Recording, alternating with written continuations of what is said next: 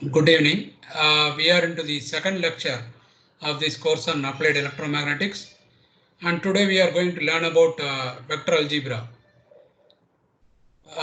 What I would first of all, before we get into the subject, I would like to explain why do we need to learn vector algebra in relevance to electromagnetics.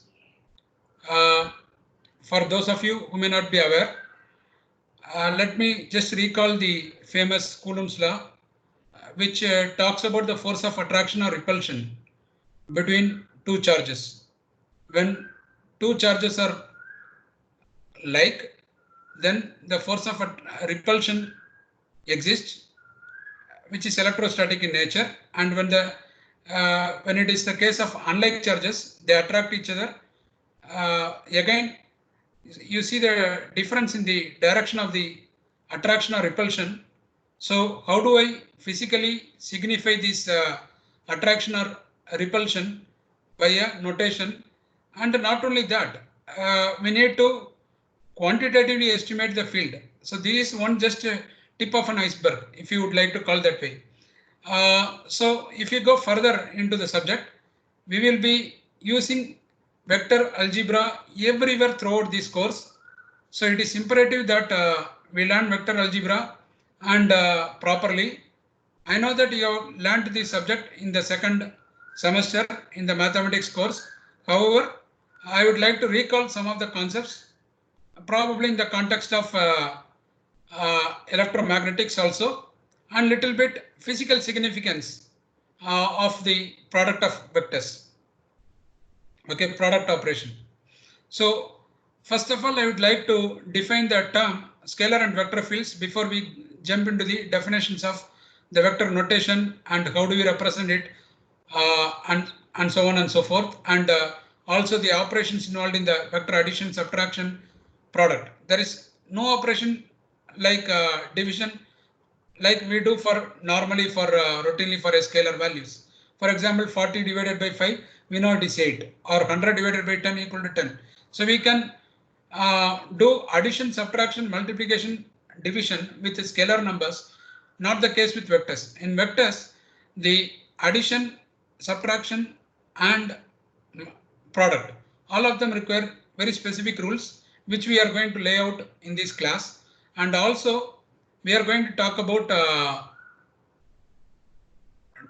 the definitions of what is a unit vector and what is a component of a vector. Okay, and finally we will take up few examples of the problems just to connect the vector algebra theory and the how do we apply them in numericals. So what is a scalar field? A scalar field is a function that will actually define for every point in space, there will be a value that will be defined. Okay, so it is direction independent. The value is constant at that point. Okay, defined by that function. If the function varies, the value will vary, but it is not a direction dependent. Okay, so for example, if you look at the gravitational potential field or temperature field, okay, or if I ask what is the mass of some substance that you buy from this thing. So normally we always do weight. Weight is a vector. Okay, there is a subtle difference between mass and weight. Mass is direction independent, it is a number, whereas weight is always done with respect to the gravity, therefore the direction come into play. So weight is a vector. We'll come to that a little later. But let us focus our attention to scalar values. So it's merely a number. If you look at temperature isotherms seen in a daily newspaper, sometimes they give a world map, or if you look at a US map, they always in the weather side, they put these temperature isotherms. So you can see the values only denoted.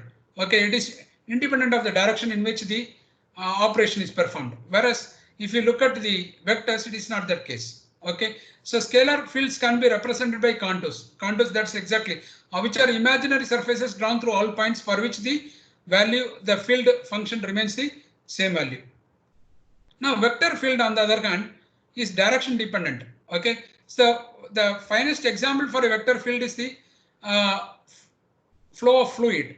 Okay, so flow of fluid, if you are to see from one point, it will be in flowing with certain value and certain direction.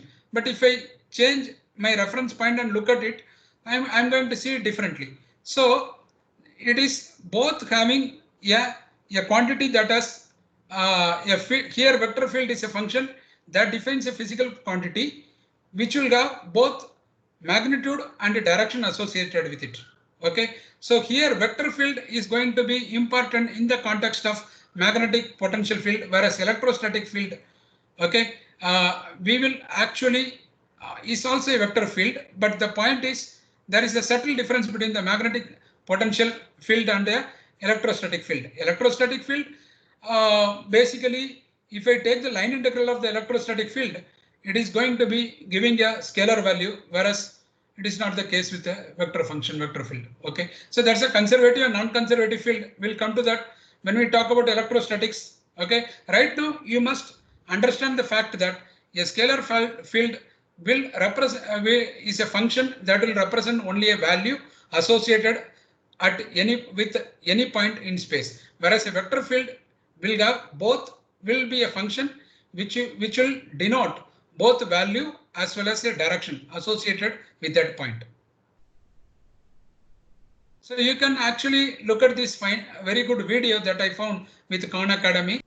I think I have shared this link, so I'm not going to get into that, but you can see that how dynamically the flow of fluid is changing, and also you can see the extent of the field not only is having different values at different directions at different points in space, but also you will see that it is dynamically changing. Another variable comes into play, which is a time variable, apart from XYZ, which is the spatial variable. How do we mathematically represent a vector, and how do I perform algebraic operations with a direction dependent function? See, normally if I add numbers, it is very easy. Anybody can add. We have been doing that since first grade, or for that matter, even these days with kindergarten. But when we add vectors, the rules of adding vectors or subtracting vectors, as I said earlier, is not the same. They are going to be different. Okay, that is what we are going to learn about. Now, vector representation, what are the components of a vector? How do we represent a vector? And how do we determine the unit vector? See, these are the questions that must come in mind. Okay, so these are all fundamental questions. What is a unit vector, first of all? Okay, so to define that, I am going to invoke the Cartesian coordinate system, which is an orthogonal system in the sense that the coordinate axes are mutually perpendicular to each other. Like here, we see that x, y, z, they are mutually perpendicular. The x vector is pointing out of the into you, out of the computer. Okay, and yz is seen here. So those three directions. Now let us associate a point in space, and let me call that point P to be 3, 2, 3. That is the point I want to represent with respect to origin. So when I want to represent this point with respect to origin, I draw a line with an arrow indicating towards the point P. So such a representation reflects the vector. Okay, so there should be a source point, there should be a test point. The test point here is the P, the source point is the origin. So I am going from source point to destination, which is the test point. So I will connect that 2 points with a straight line with an arrow indicating the direction of my movement. Okay, so I'm going here from O to P. How do I proceed to this direction? So I can go in a number of ways. Here is one such way. So here what I do is I walk 3 units along x-axis, 2 units along y-axis, 3 units along z-axis. I reach this point. I can as well go in any other manner which I want you to think through. Okay, but I will be able to still reach that point. But there is a direction associated with every movement I make. So we have to invoke vectors. So definitely when we have to, I could have so if you want to say this, I am moving 3 units along x direction, 2 units along y direction, 3 units along z direction. Now think along this. Every unit in any direction for that matter can be represented by what is known as a unit vector.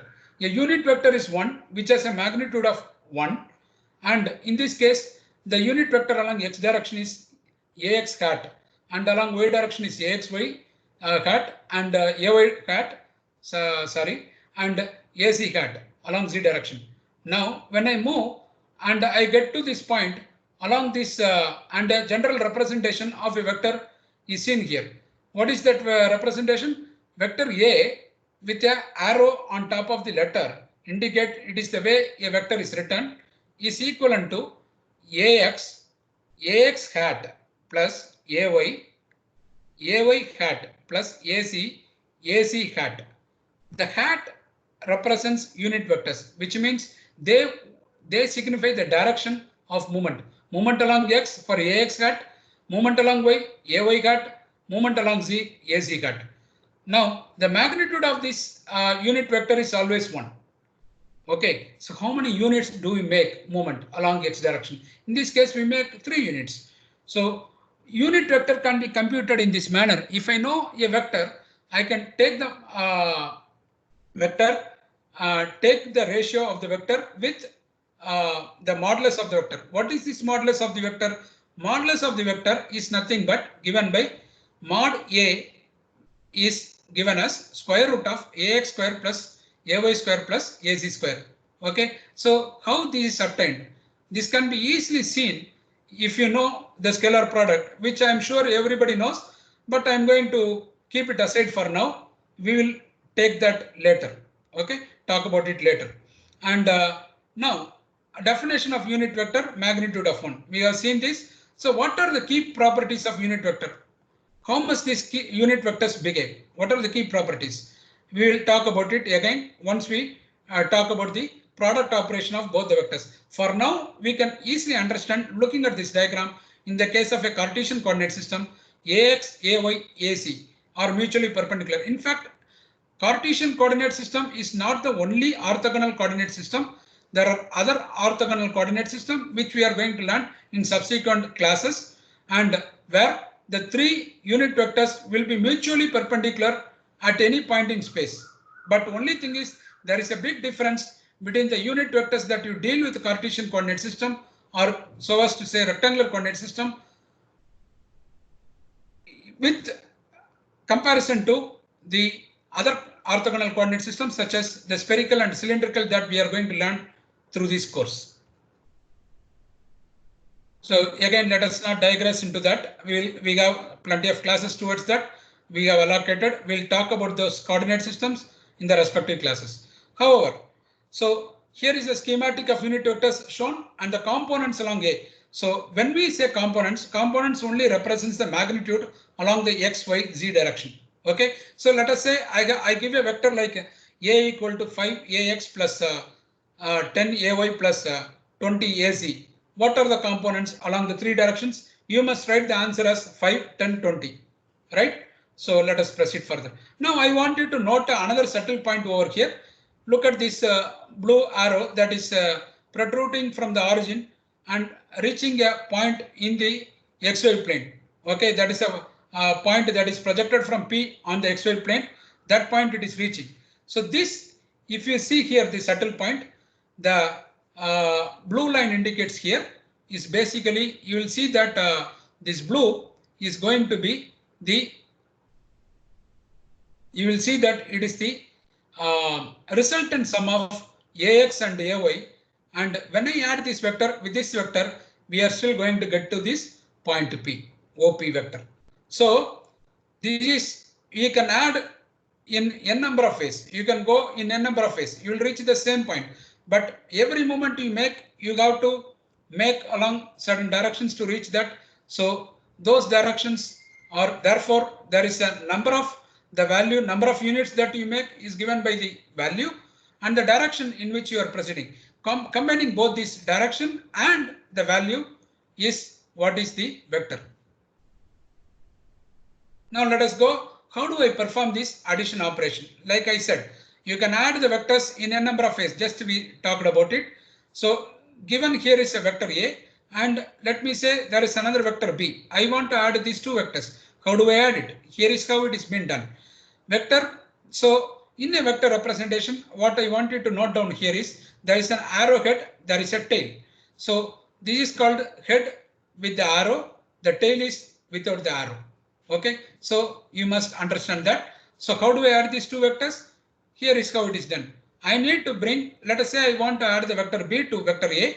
I need to bring the tail of vector B to the head of vector A like this, and then connect the tail of vector A to the head of vector B. When I do that, I get the resultant vector C equal to A plus B as shown here. Now, there is another method to add these two vectors, and this is how it is done. So here again, I bring the vector B, tail of the vector B, and connect it over here to the another tail, and then complete the parallelogram, and then the diagonal along the parallelogram, I can get the vector C. So this is how it is done. So the vector C is the same. You can see they are having, so there are two ways of addition. One rule is called the head to tail rule. The other is called the parallelogram rule. Where you complete the parallelogram and then take the diagonal of the parallelogram, you get the parallelogram rule resultant sum. This is how you visualize things of adding vectors. You can mathematically perform just by adding the vectors in the along the like directions. For example, if I have a vector like A as 5ax plus, let us take the same example, 3ay plus 3ax plus 2ay plus 3az, and I have another vector which is like 5ax plus 2ay plus 3az. How do I add it?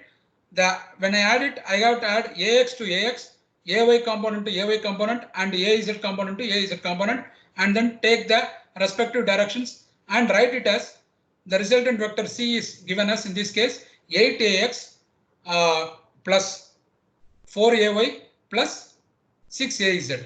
Okay, so I hope you get it. So this is how it is done. That is very simple, but pictorially if I want to represent, let us say I have a number of vectors, how the direction is going to look like. Okay, I need to visualize.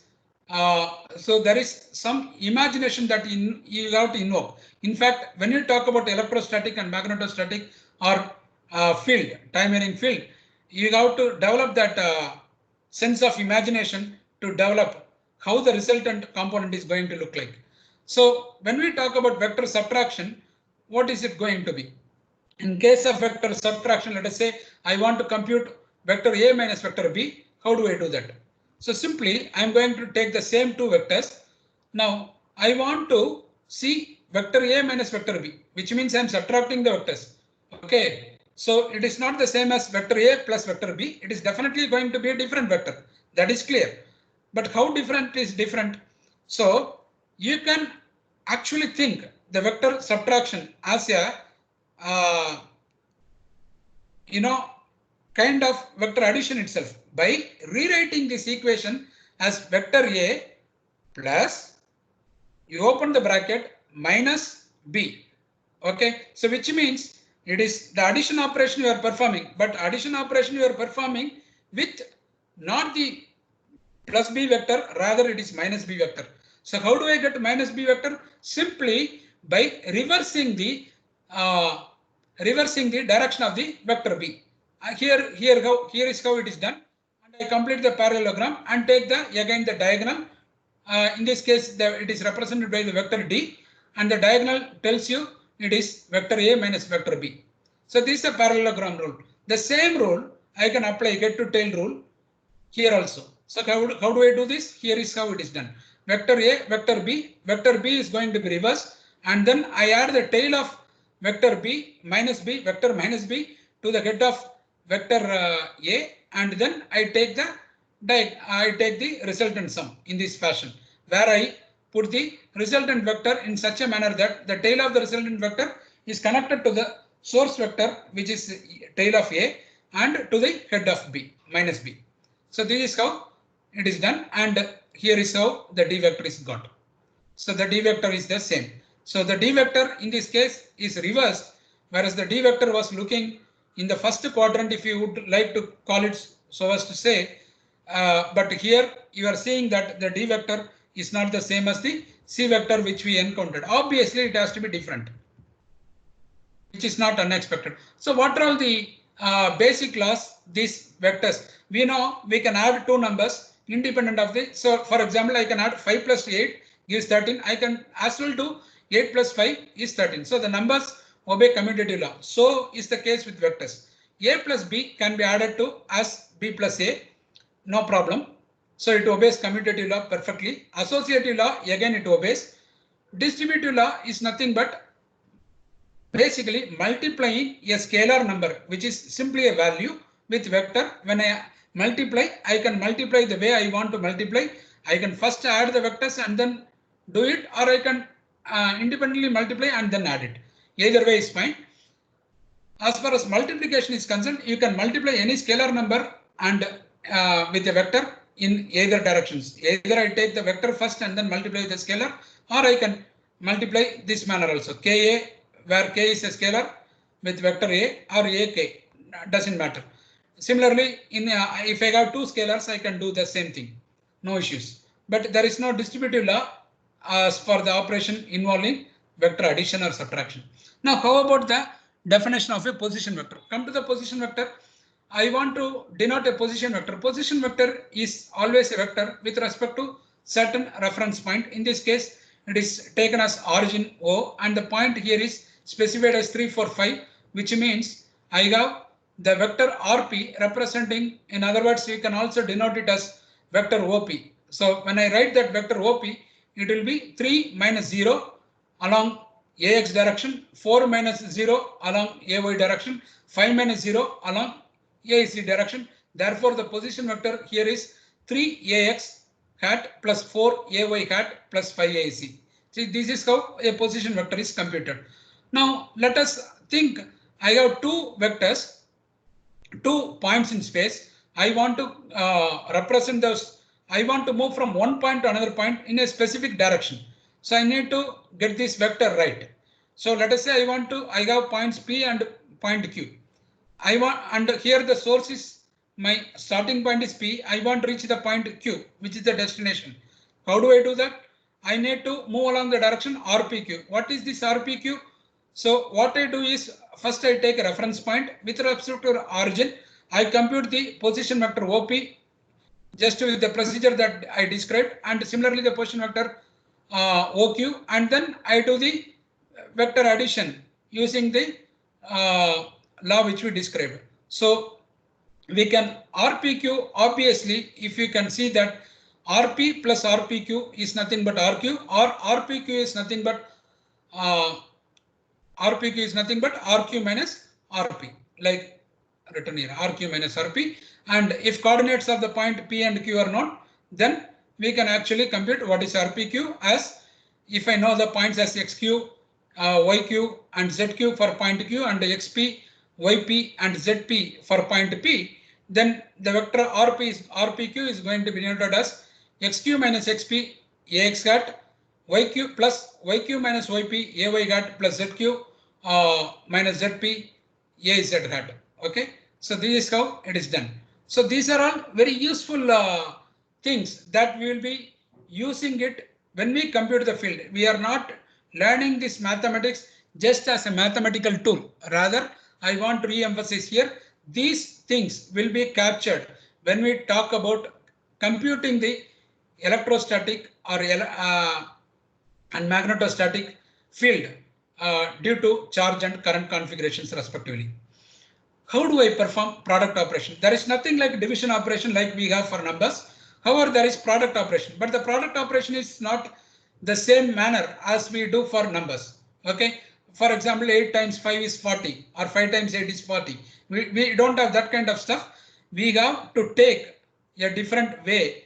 What we do is, normally when I want to do the scalar product, which means the product should result in a scalar quantity. That is why it is called a scalar. But what is the scalar? Scalar means it is at any point in space is represented only by a value. no direction associated with it. Okay, no vector associated with it. So the theta is the angle. So A dot B is defined as vector A dot B is defined as modulus of vector A, modulus of vector B, cosine of the angle theta, cosine of the angle between the two vectors, which is the theta here. So vector A, vector B, if I take the dot product operation, we know that by now here we have simply written AX, BX, AY, BY, AC, BC, right? The reason because you must, I have already jumped one step here. I have the vector AX dot AX here, AX dot AY here, AX dot AC here. Okay, I already defined the term that these AX hat, AY hat, AC hat are unit vectors with magnitude 1 and they are unit vectors in mutually perpendicular direction because that we have taken the definition. Okay, that is from the definition. It is coming directly from Cartesian coordinate system.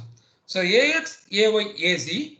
If I take the dot product, I will have combinations of AX dotted with AX, AX dotted with AY, AX dotted with AC. Similarly, AY dotted with all of these are with caps. Okay, so the unit vectors, the magnitude 1. So if I use the scalar product, I have a cosine of the angle between the two unit vectors when a vector unit vector is taken dot operation with its own, which means AX hat, I will get value 1 because the angle is 0, cos 0 is 1, therefore you will get 1.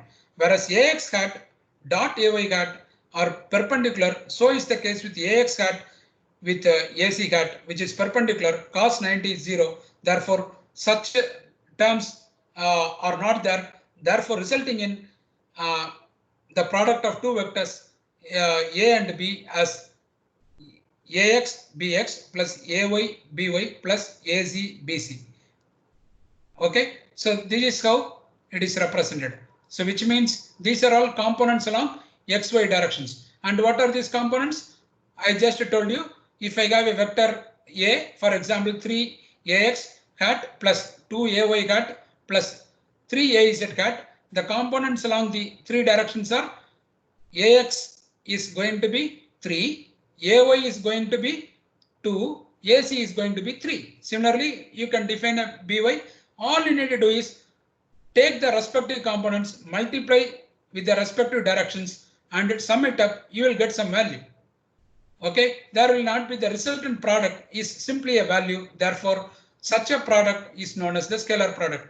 It is also called as dot product. The dot product obeys the laws such as commutative, distributive, and those two things it obeys, and there is no issue whatsoever. Okay, so which means you can interchange the way you want to perform. I can add this vector and then I take the dot operation. Alternatively, I can do this way also. So there is no harm done. Okay. Now, if as I told you, when we defined the vector, at that time I told you mod of vector A square is nothing but AX square plus AY square plus AC square. Mod of A vector A square. Okay. Therefore, there is no square root. How did we get it? We actually take the dot operation of a vector onto itself, which means vector A taken dotted with vector A itself. The angle between the two the same vector is 0. Therefore, you get this. Okay, so simple. Now, the easiest consequence you have already talked about. Two vectors are said to be perpendicular to each other if the dot product between two vectors is 0. Obvious because of the angle being 90 degree, cos 90 is 0. Now relationship between unit vectors we just explained.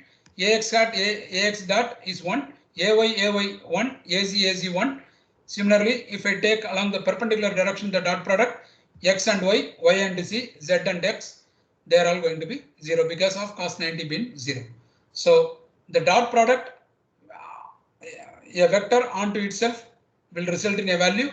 A vector in a dotted with a perpendicular vector will result in 0, whether it is for unit vector or any other vector. If the two vectors are perpendicular, you are going to get 0. Okay, otherwise you will have some values. Now, let us understand the physical significance of this interpretation of the scalar product. You must get a scalar value. Okay, let us take this well-known example, which is concerned with the energy. Okay, we are talking about conservation of energy over here, and we are going to invoke this example. So here is the ball, the sphere that you see here. There is a ball kept at this point. Let us say it is hanging in air for m at t equal to 0, and let us say this curve that you see here, it is on top of the hill, and this curve represents a slope of the hill. And let us assume that this hill slope is smooth, frictionless. Okay, although this drawing may not reflect perfectly, but just walk with me and assume that this is a perfectly smooth and frictionless hill. The ball is going to simply, due to gravity, it is going to, if it rolls, it is going to roll around this, along this curvature without losing energy due to friction or any other stuff. It is simply going to, the energy that is there, the energy at this height is going to be purely potential, whereas when it starts to roll, it is the kinetic energy that comes into play. Here it is the sum of the translation energy plus the rotational energy. So if the ball rolls, it is going to be translated into that. But whereas if the ball falls down directly here, it is going to be completely translational, and it is going to be, or you call it as just as it moves down due to gravity, it is going to cross over here to the point V on the ground. So we are going to get completely, the potential energy is going to get converted into kinetic energy this way. So either the ball can go this way if there was no hill, whereas if there was a hill on which the ball is lying, then the ball can go this way. So independent of that, let us, for a sake of understanding, let the point at which the ball is lying is the T, and the point exactly at the bottom of this point T is the, on the ground is the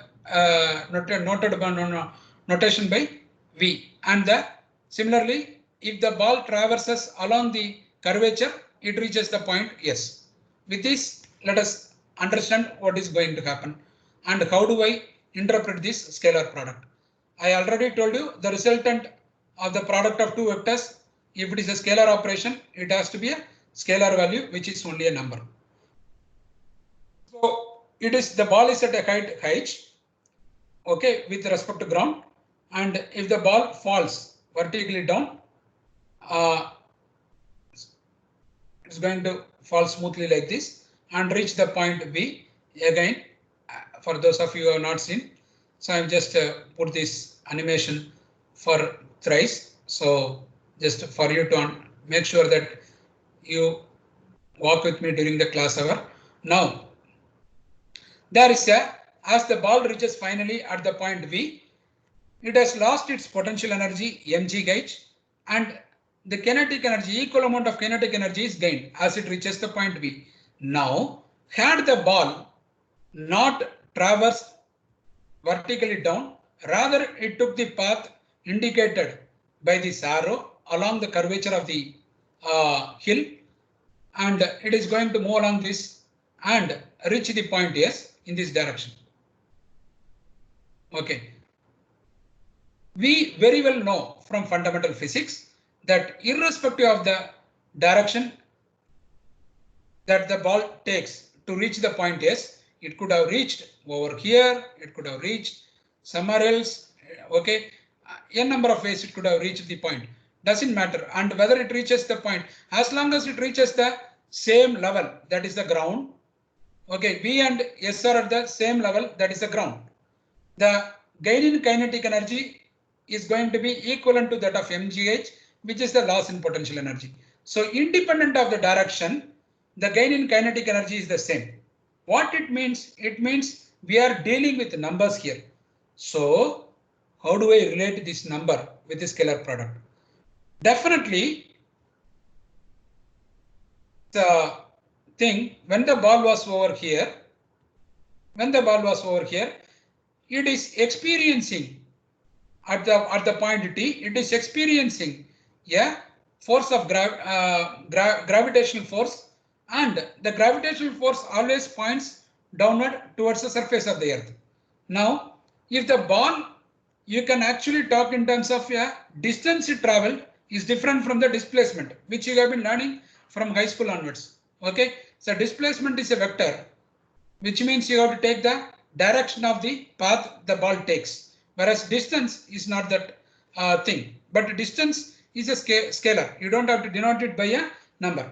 Now, if the, as I told you, as long as the point V and S are in the same plane, which is at the ground, okay, the loss in potential energy and the gain in kinetic energy is are equal, and that is equivalent to mgh, where mg corresponds to the gravitational force and h corresponds to the height. How is it related to this displacement vector, and how am I going to, and you know the force of gravity is pointing always downward, which means there is a direction associated with this force. So I am going to take the dot operation between the gravitational force with the displacement vector. When I do that, f dot dl, what it results in? Let us see that.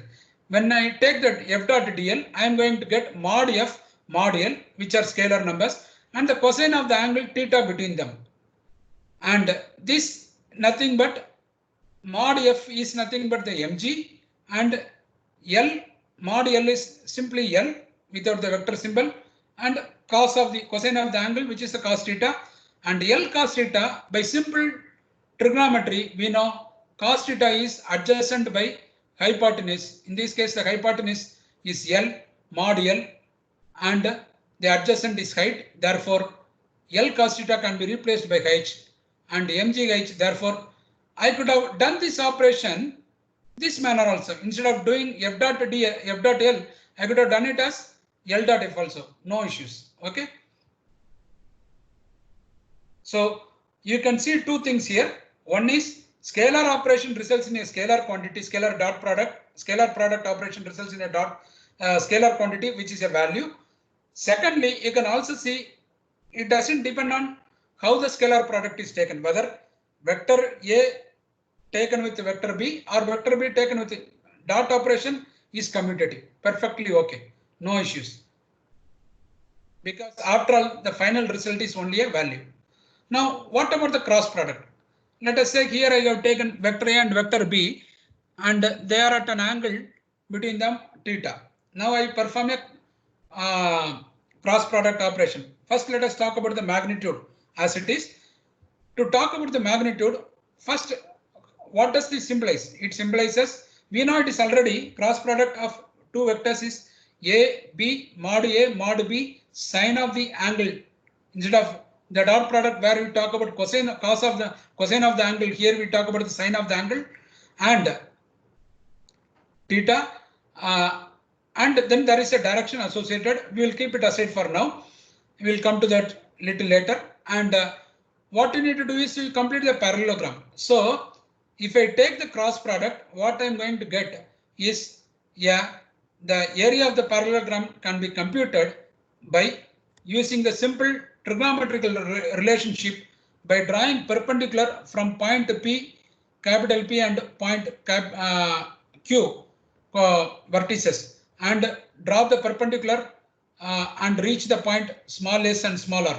Okay, so when I do that, I can easily get there, point s and point r.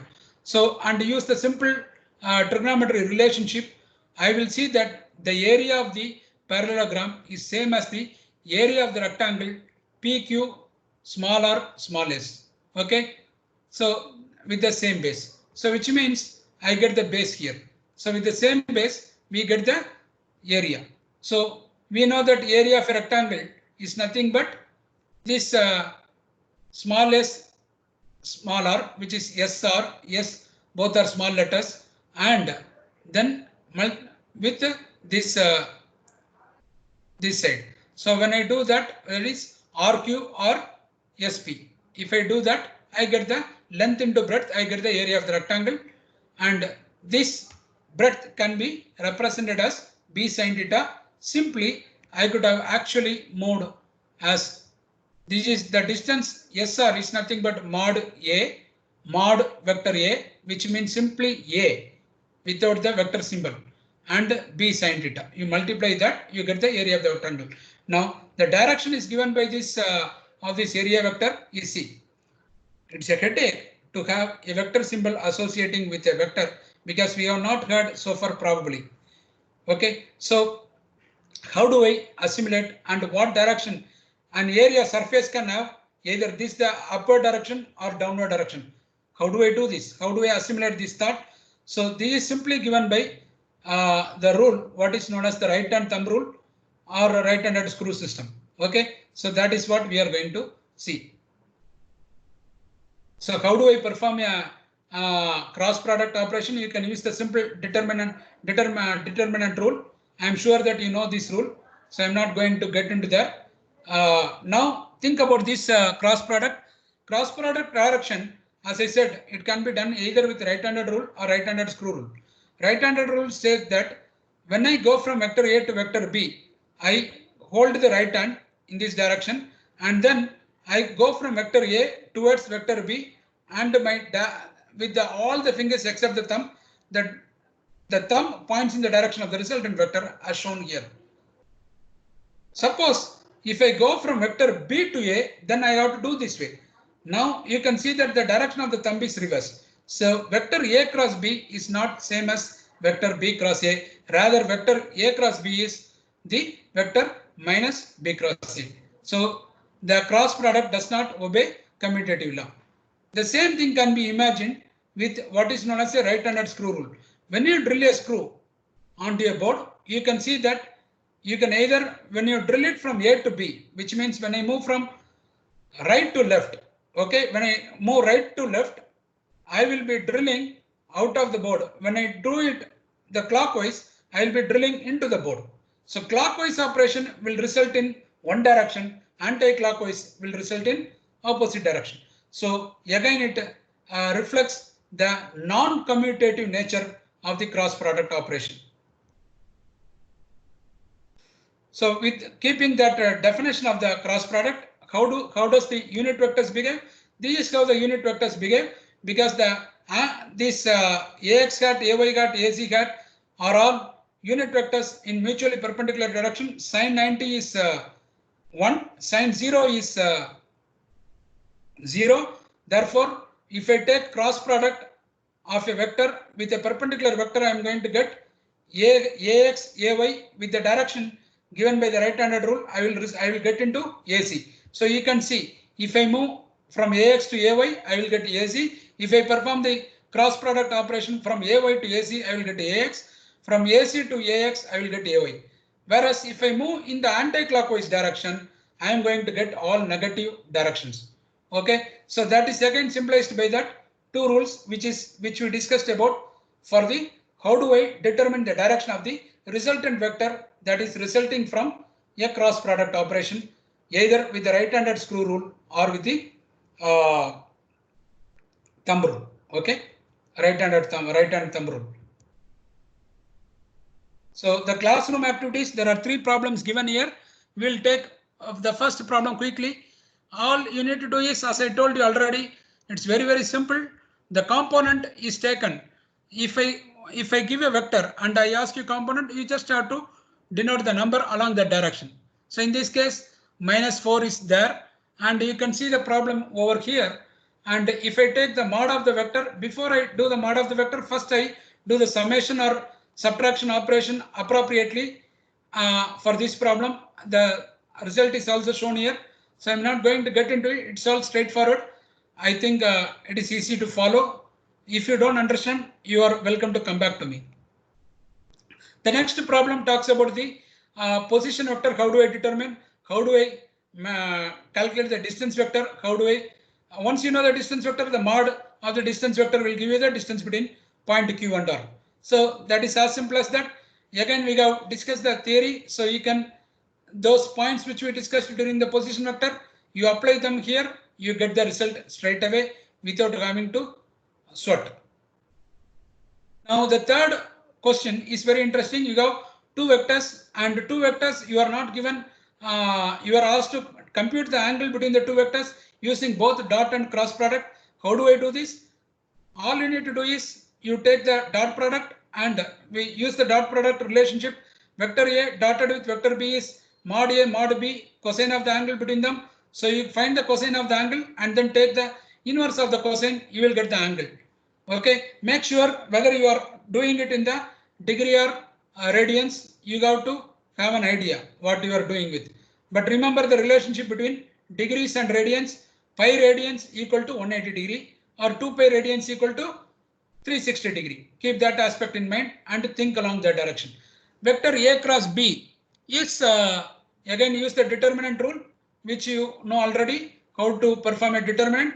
All you need to remember is the when I talk about the x component, I need to leave the always the column where the component is taken, and then the first row also, and then take it away from that main and the first column, and then do the resultant 4 numbers you get. So in this case ax, and then perform this cross product operation. Once you get the cross product, you take the mod of that vector, you will get this value root of 745. And once I know the vector already a cross b, what is the vector? Take the a cross b divided by mod of a cross b. I will get the sine of the angle between them, and the angle can be found out by again taking the sine inverse.